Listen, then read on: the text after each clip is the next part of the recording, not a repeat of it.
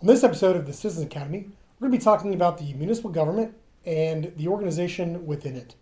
In essence, the organization that provides the public the services that you rely on each and every single day. So let's dive in. Behind me, as you can see on this whiteboard, I've prepared an organization chart based on department function. So the important thing that I want to note here at the very beginning is at the very top of the organizational chart, you'll notice citizens. Citizens are the owners, if you will, of the municipal government, and we are here to serve you. So all of the services that I'm about to talk about are intended to provide the highest quality of life that the community has decided based upon the resources available to it. So citizens as owners, again, elect a board or the city commission to oversee and supervise the operations of the organization.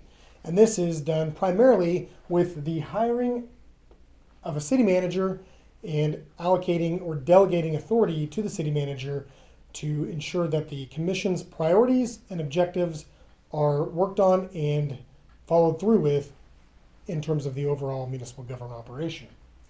The city manager then takes the city commission's goals and objectives, translates them into work plans with the collaboration under the collaboration of department directors, and develops an overall plan and strategy for implementing public services to the community. So let's talk a little bit more about what these services and departments look like. So right below the city manager, you'll notice that we have highlighted all of the departments within the municipal government organization. Starting on this side, we have the Public Works Department, and the Public Works Department is largely responsible for maintenance. They're going to maintain a lot of the public infrastructure that is currently built and in place. So this is going to be street maintenance, for example, doing the crack sealing, pothole patching, minor patchy work that is necessary to keep the streets in as good of a working order as we can with the resources available. The Public Works Department also manages the Refuse Department, which is responsible for picking up everyone's solid waste and trash on a weekly basis. Many of you know that the City of El Dorado owns and operates the El Dorado Municipal Airport, which is located southeast of El Dorado by about a mile or so out of town. And we service not only pilots that fly out of El Dorado, but we also service pilots that fly into El Dorado for business or for general travel. In fact, you'd probably be amazed at the amount of fuel that we sell at the El Dorado Airport, but we'll get into that a little bit later when we talk about the El Dorado Airport.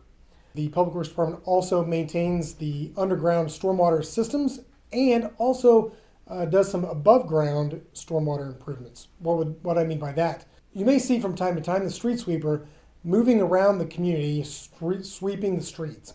And part of the job is to keep dirt, leaves, and general debris out of the storm system so that when it does rain, we don't have significant backups, which then cause problems for properties and just general traffic and impairs the ability of the community to function properly.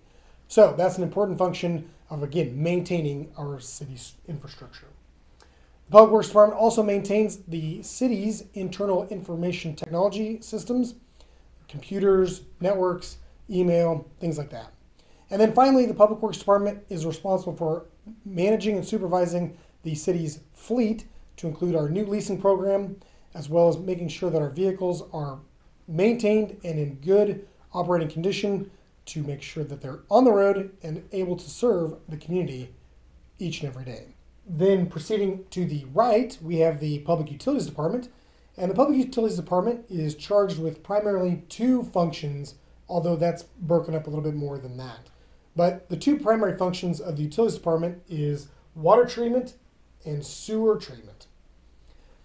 Right below that, you'll notice that we have distributions and collections. So in essence, the Public Utilities Department takes water from the lake, treats it, and then distributes it to the community for use on a daily basis.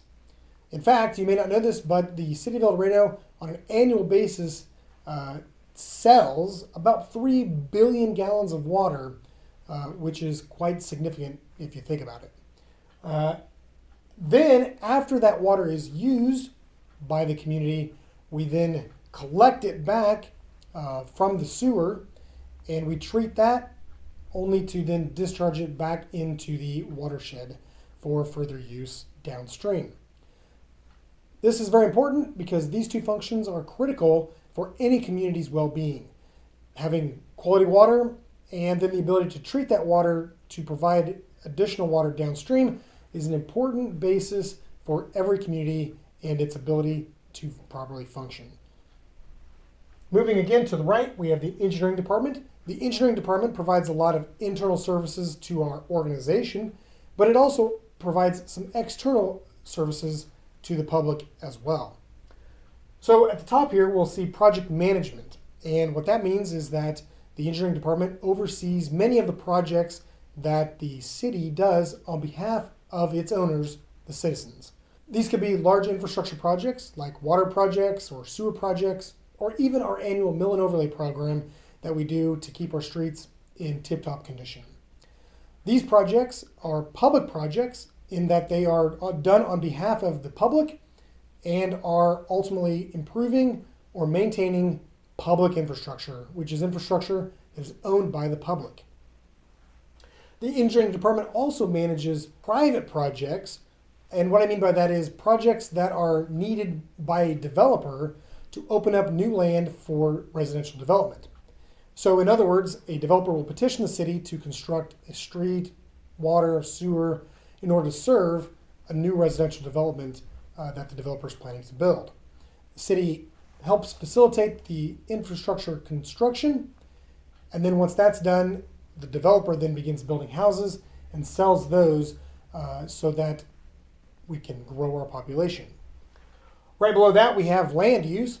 The engineering department oversees the land use regulations to include our zoning regulations, our special use permit regulations, our subdivision regulations, and many other regulations that deal with the use of land.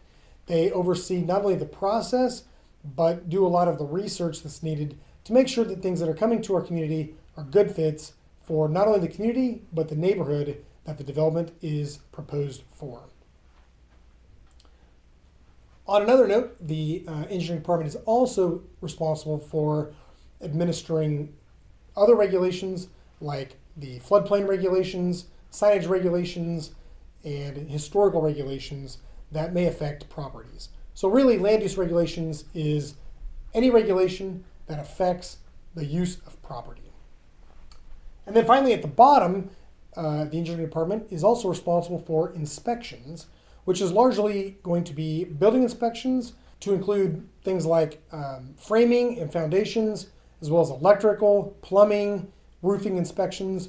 All of these inspections are important because a person that is buying a property or a house wants to make sure that it is built to at least minimum standards, and that is what these inspections are intended to ensure. Moving further to the right, we have the Parks and Recreation Department, which is divided up into really 3 operating divisions. The first of these divisions is parks maintenance. So you may know that the city has a number of parks and a number of ball complexes that we have to maintain. The Parks Maintenance Division is responsible for keeping these facilities in tip-top order. They do a number of things like keeping the grass mowed, fertilizing, keeping weeds down, and they do this throughout the entire summer and then do special projects in the wintertime. You may not realize it, but in addition to maintaining our parks, the Park Maintenance Division also maintains quite a bit of right-of-way that we have to mow and keep in good working order to make sure that we don't have tall grass and or weeds growing up alongside the roads, the main roads that come in El Dorado. The next division in the Parks and Recreation Department is the Recreation Division. This division is responsible for managing, coordinating, and putting on the recreation programs for youth as well as adults. The primary focus is, of course, on youth programming and includes things like baseball, softball, basketball, flag football, volleyball, and a host of other great activities for our youth. It also includes organizing and coordinating adult programming, which is a little bit more limited to the youth programming, but is still available. Another important piece of the recreation programming is, of course, the maintenance and management of the municipal pool. done every summer. This is an operation that includes managing lifeguard schedules and making sure that the water in the pool meets minimum quality standards. It is a service that is necessary to serve many of our youth who use the pool every summer, to the tune of about 3,000 trips every year. And the last division under the Parks and Recreation Department is the cemeteries. The primary function of the cemeteries division is to maintain the city's 3 cemeteries, to keep them looking good, to honor the lives of those that are buried on our grounds. The cemeteries division also helps with burials that come up from time to time. The police department is the next department to our right and is comprised of a couple of different divisions. The first of these divisions is the patrol division, which is largely responsible for patrolling the city streets 24/7, 365, and responding to numerous types of calls. So the patrol division is going to be the first responder to many calls dispatched by the 911 emergency center. Right below them is the investigations unit.